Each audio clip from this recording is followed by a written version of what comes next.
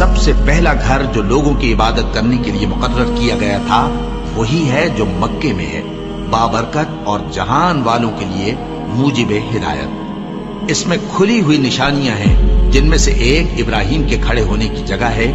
جو شخص اس مبارک گھر میں داخل ہوا اس نے امن پا لیا، اور لوگوں پر اللہ کا حق یعنی فرض ہے کہ جو اس گھر تک جانے کا مقدور رکھے وہ اس کا حج کرے، اور جو اس حکم کی تعمیل نہ کرے گا تو اللہ بھی اہل عالم سے بے نیاز ہے۔ اور جب ہم نے خانہ کعبہ کو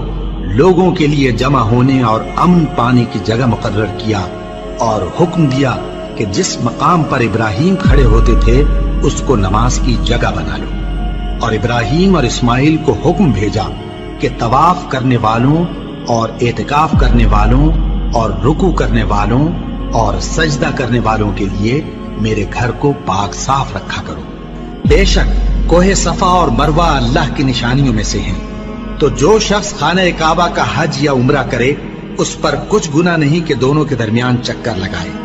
بلکہ یہ ایک نیک کام ہے، اور جو کوئی نیک کام کرے تو اللہ قدردان ہے، دانا ہے۔ اور اللہ کی خوشنودی کے لیے حج اور عمرے کو پورا کرو، اور اگر راستے میں روک لیے جاؤ تو جیسی قربانی میسر ہو کر دو، اور جب تک قربانی اپنے مقام پر نہ پہنچ جائے سر نہ منڈاؤ۔ اور اگر کوئی تم میں بیمار ہو یا اس کے سر میں کسی طرح کی تکلیف ہو تو اگر وہ سر منڈا لے تو اس کے بدلے روزے رکھے یا صدقہ دے یا قربانی کرے۔ پھر جب تکلیف دور ہو کر تم مطمئن ہو جاؤ تو جو تم میں حج کے وقت تک عمرے سے فائدہ اٹھانا چاہے وہ جیسی قربانی میسر ہو کرے، اور جس کو قربانی نہ ملے وہ 3 روزے ایام حج میں رکھے اور 7 جب واپس ہو، یہ پورے 10 ہوئے۔ یہ حکم اس شخص کے لیے ہے جس کے اہل و عیال مکے میں نہ رہتے ہوں۔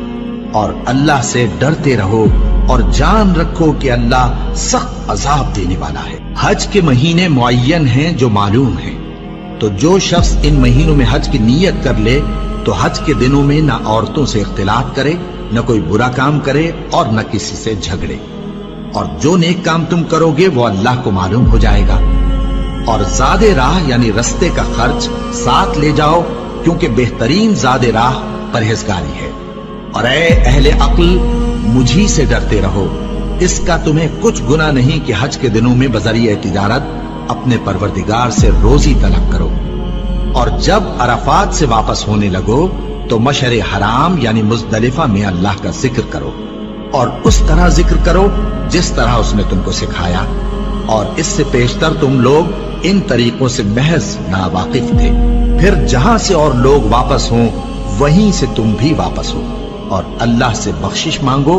بے شک اللہ بخشنے والا ہے، رحمت کرنے والا ہے۔ پھر جب حج کے تمام ارکان پورے کر چکو تو مینا میں اللہ کو یاد کرو جس طرح اپنے باپ دادا کو یاد کیا کرتے تھے، بلکہ اس سے بھی زیادہ۔